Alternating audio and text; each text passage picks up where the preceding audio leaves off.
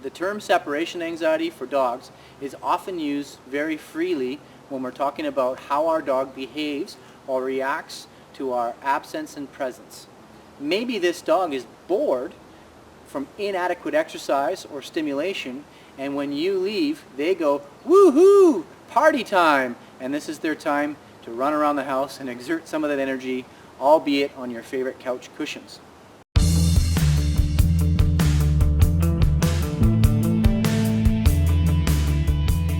Hi, I'm Mike Canine, Canine Obedience Instructor and Behaviorist. Today I'd like to talk to you about canine separation anxiety and if your dog is truly suffering from it.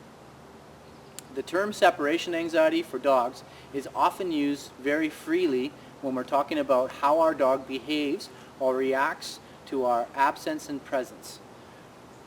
If my dog's practicing destructive behavior while I'm away, is it that my dog is truly suffering a reaction from being alone, or are they just reacting or disagreeing with me not being there? Here's a third example. Maybe this dog is bored from inadequate exercise or stimulation, and when you leave, they go, "Woohoo! Party time!" And this is their time to run around the house and exert some of that energy, albeit on your favorite couch cushions. So when we're dealing with things that happen when we're not there, it's really important when we're talking about separation anxiety of why the dog might be practicing these behaviors. Is my dog truly having a reaction to being alone based on fear and anxiety, or is my dog just reacting to me not being there? In some cases, this can be a cause from hyperattachment. I want you to think about those parents out there who leave their children at daycare for the first time ever. This usually ends up looking like a child attached to your leg and you trying to leave the daycare with them coming with you. This happened to me with my children myself, and my kids get along fantastic and did a few days after that first day without my presence being there. The small piece of it was they were too used to or hyper attached to mom and dad always having to be there all the time. So sometimes it's healthy to slowly break those apron strings, especially in cases where we're transitioning a puppy into adolescent or adult behavior. It's normal for a dog to react hyper attached, but we want to be aware of this and make sure we don't treat it as true separation anxiety. This could be something we attack from the way of slowly getting my dog used to not being with me short periods at a time. And this is something you should do with puppies or new dogs from right off the bat. This tends to, in short periods of time, allow my dog to get used to not having my presence there.